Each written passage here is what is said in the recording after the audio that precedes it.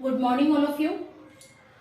My name is Dr. Seema Singh, Assistant Professor in Sociology Department, गोचर महाविद्यालय, सहारनपुर, उत्तर प्रदेश।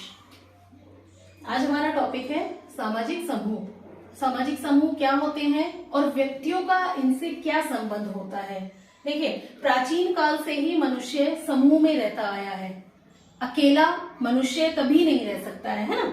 तो अगर हम सामाजिक समूह को समझेंगे तो ऐसे समझेंगे कि जब दो या दो से अधिक व्यक्ति आपस में मिलते हैं या व्यक्ति अपना कोई किसी उद्देश्य के लिए आपस में मिलते हैं या एक दूसरे को वो प्रभावित करते हैं या कहें कि वो सामाजिक संबंध स्थापित करते हैं अपने, तो ऐसे समूह को हम सामाजिक समूह कहते हैं। अब आप कहेंगे कि क्या बस, ट्रेन और मेले या भीड़, क्या ये सामाजिक समूह है? तो हम कहेंगे नहीं, ये सामाजिक समूह नहीं है। क्यों? क्योंकि बस में बैठे हुए व्यक्ति अपने अपने गंतव्य पर चले जाते हैं, वो आपस में कोई अंतर्क्रिया नहीं करते हैं। ऐसे ही ट्रेन में बैठे हुए व्यक्ति कोई सामाजिक संबंध स्थापित नहीं करते हैं और मेले में आए हुए व्यक्ति भी कोई भी आपस में सामाजिक वो अंतर्क्रिया नहीं करते हैं।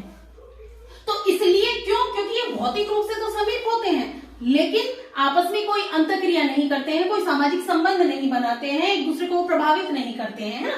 तो इसलिए इनको हम सामाजिक समूह नहीं कह सकते। अब आप कहेंगे कि फिर सामाजिक समूह किसे कहते हैं? देखिए, सामाजिक समूह हम उसको कहते हैं जहां व्यक्ति अपनी आवश्यकताओं की पूर्ति करता है, जिनसे वो अपनी आवश्यकताओं की पूर्ति करता है ना।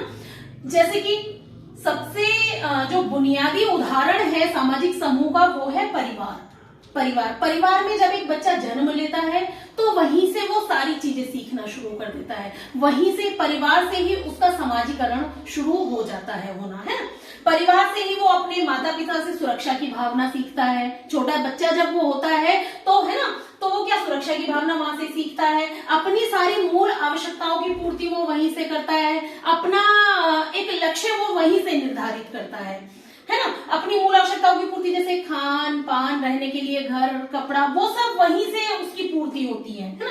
अब हम कहेंगे कि सामाजिक समूह जो है, सामाजिक समूह क्या होते हैं? देखिए, हर समाज में समूह पाए जाते हैं, है ना। हर समाज में समूह पाए जाते हैं और सामाजिक समूह हर समाज में अलग अलग प्रकार के होते हैं। जैसे कि हम कहें परिवार एक सामाजिक समूह है, शैक्षणिक समूह है, राजनीतिक समूह है, आर्थिक समूह है, मनोरंजनात्मक समूह है, ये सब सामाजिक समूह के उदाहरण हैं, है ना।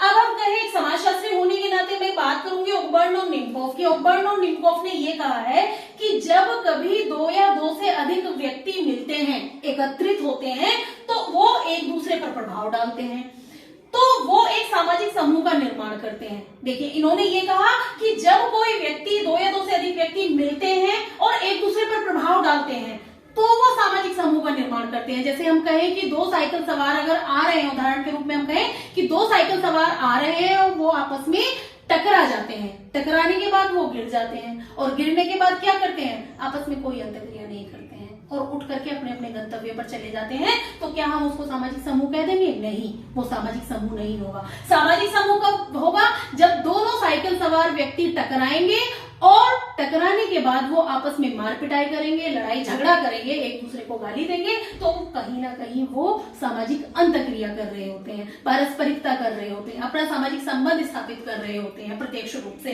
तो उसको हम सामाजिक समूह कहते हैं। जैसे कि हॉर्टन और हंट ने भी कहा, हालांकि मैंने यहाँ कोट नहीं किया है, हॉर्टन और हंट ने भी कहा है कि भौतिक रूप से समीप होने को ही हम सामाजिक समूह नहीं कहते हैं। जब व्यक्ति संयुक्त रूप से सामाजिक अंतर्क्रियाएं करते हैं, संबंध स्थापित करते हैं, उसको हम सामाजिक समूह कहते हैं। ठीक है, अब इसकी कुछ देखिए विशेषताएं हैं समूह की। जैसे कि पहली है कि एक से अधिक व्यक्तियों का संकलन। सामाजिक समूह क्या है? जब एक से अधिक व्यक्ति मिलते हैं और किसी निश्चित उद्देश्य को लेकर वो मिलते हैं तो उसको हम कहते हैं सामाजिक समूह, यानी कि इसमें एक से अधिक व्यक्तियों का होना जरूरी है। दूसरा है सामान्य लक्ष्य। जब वो एक से अधिक व्यक्ति मिलते हैं तो कहीं ना कहीं वो अपना एक लक्ष्य निर्धारित करते हैं। जब वो अपना लक्ष्य निर्धारित करेंगे तभी तो अपना एक समूह बना पाएंगे, है ना। तो उसमें क्या है कि उनको एक सामान्य लक्ष्य बनाना जरूरी होता है। सामाजिक समूह के लिए क्या जरूरी है? फिर विचारों और क्रियाओं का पारस्परिक पारस्परिक आदान प्रदान। विचारों और क्रियाओं का पारस्परिक आदान प्रदान कैसे? जब व्यक्ति मिलेंगे, विचार बनाएंगे, अंतरक्रिया करेंगे, है ना, और आपस में वो अपना दुख सुख शेयर करेंगे, तभी तो वो सामाजिक समूह बन पाएगा। ऐच्छिक सदस्यता, सामाजिक समूह की क्या होती है? ऐच्छिक सदस्यता होती है। जरूरी नहीं है कि हर समूह का आप मतलब सदस्य बने या आपको जबरदस्ती खींचा जाए, नहीं, वहां आपकी इच्छा है कि आप किस समूह का सदस्य बनना चाह रहे हैं। सामाजिक पहचान, आपका जो एक समूह है वो आपकी सामाजिक कहीं ना कहीं पहचान दिलाता है। ठीक है, धन्यवाद।